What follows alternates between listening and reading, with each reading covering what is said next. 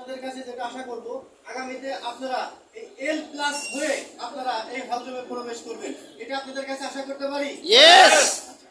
কিছুদিন আগে আকাশ ভাই বলেছে যে আমি 1 কোটির ঊর্ধ্বে আয় করেছি। আচ্ছা বলেন, কোনো অর্থ বিনিয়োগ ছাড়া, কোনো অফিসের ভাড়া ছাড়া, কোনো এমপ্লয়ার বেতন দেওয়া ছাড়া যদি কেউ আয় করতে পারে, তাহলে দরকার আছে তার 2000 স্কয়ার ফিটের অফিস নিয়ে বসে থাকার? নো। দরকার আছে? আমি একজন ব্যবসায়ী, কিছু কথা শেয়ার করি। আমি সময় পেয়েছি 3 মিনিট। আমি সর্বপ্রথম আইসিটি মিনিস্ট্রির ঠিকাদারি ব্যবসা করতাম, পরবর্তীতে বাংলাদেশ সেনাবাহিনীর ঠিকাদারি ব্যবসা করতাম। তো এখানে ব্যবসা করতে এসে দেখি যেখানে অর্থ বিনিয়োগ করা লাগে, এখানে ম্যান পাওয়ার লাগে, এখানে অনেক সময় রোদে পুড়তে হয়, মানে বিভিন্ন ঢাকার বাইরে অনেক সময় যেতে হয়, 2-3 দিন থাকতে হয়। আপনারা দেখছেন, আমি প্রথমে যখন এখানে আসি আমার এখানে চারদিকে কালো দাগ ছিল। আমি আপনার জামালপুর ওখানে আপনার যমুনা নদী ওখানে কাজ চলে আমার, ওখানে ছিলাম 2018-19 সাল, 2 বছর ওখানে ছিলাম। আপনার প্রত্যেক সপ্তাহে একবার করে যাওয়া আসা করতে হতো। এই যে কষ্ট, এই কষ্ট ছাড়া যদি আপনি সুইজারল্যান্ডের অফিসে আসা যাওয়ার মধ্যে যদি 1 বছরে 1 কোটি টাকা আয় করতে পারেন, তাহলে আমার ওই কষ্ট করার দরকার কি? আমি বোঝাতে পারছি আপনাদের?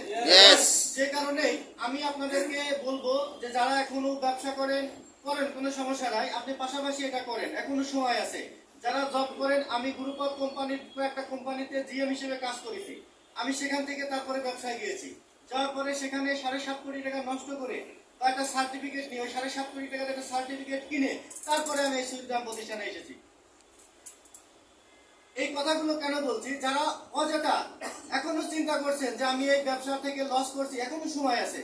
কারণ আপনি যদি দেখছেন যে আপনি একটা ট্রেনে বা বাসে ভুল করে উঠে পড়ছেন, আপনার উচিত যখন আপনি বুঝতে পারবেন তখন সামনের স্টেশনে নেমে যাওয়া। আপনি যখন নেমে যাবেন তখন আপনার পথটা সহজ হবে, ব্যাক আসা সহজ হবে। আর আপনি যত দ্রুত যাবেন তত আপনার ব্যাক আসা কষ্ট হয়ে যাবে।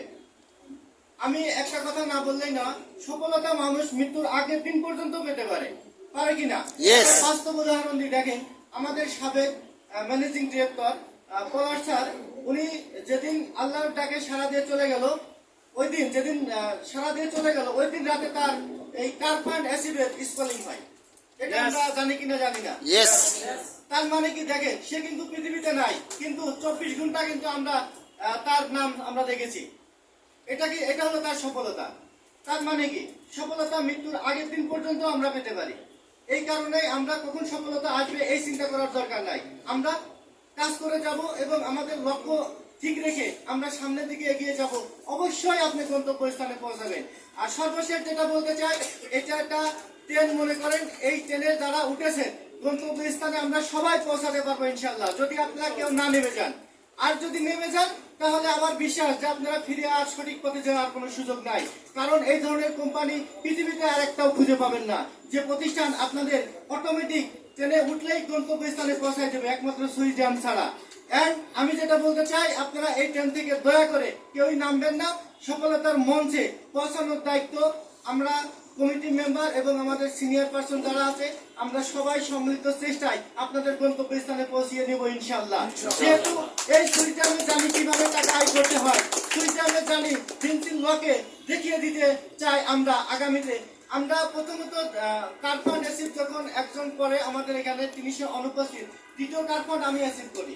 করার পরে আমি দেখছি যে সবাই যে একটা করে কার্বন অ্যাসিড করছে, আমি 2টা করি, আমি আবার লাস্টে আরেকটা করছি। তার মানে কি, শেষ ভালো যায় সব ভালো যায়। আমি শেষ কার্বনটা আবার অ্যাচিভ করি, 2টা কার্বন এই কোম্পানি থেকে অ্যাচিভ করেছি। তার মানে জানি সফলতা কিভাবে কোম্পানি থেকে ছিনিয়ে নিয়ে আসতে হয়। আপনারা শুধু ধৈর্য ধরে থাকেন, প্রত্যেকেই সফলতার মঞ্চে পৌঁছিয়ে দেবো ইনশাআল্লাহ। সুস্থ থাকেন। আসসালামু আলাইকুম। বন্ধুরা, একজন কোটিপতি সুইজারল্যান্ড থেকে কোটি টাকা ইনকাম করে